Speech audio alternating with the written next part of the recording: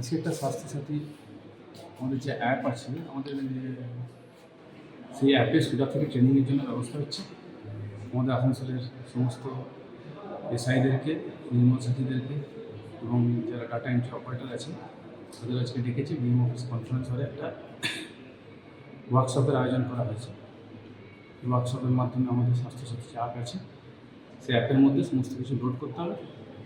আমাদের যে কাজকর্ম দৈনন্দিন সাফ সাফাইয়ের কাজকর্ম এবং নির্মল সাথীরা নির্মল বন্ধুরা যে বাড়ি বাড়ি থেকে ময়লা সংগ্রহ করছে, এটা যদি আমরা আপলোড করি তাহলে সুবিধা থেকে ওখান থেকে সমস্ত অ্যারেঞ্জমেন্ট আমাদের যে ফান্ডটা সেগুলো ইস্যু করবে এবং তারা এই কাজটাকে ওখান থেকে মনিটরিং করতে পারবে।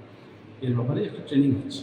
তো কত মহিলা আপনাদের টিমে আছে আপনাদের? তো এখানে যেহেতু স্পেস ছোট আছে, আমাদের মহিলা তো আছে 284, তার মধ্যে প্রত্যেকটা বড় থেকে 3 জন করে এখন ডাকা হয়েছে, 30 জনকে।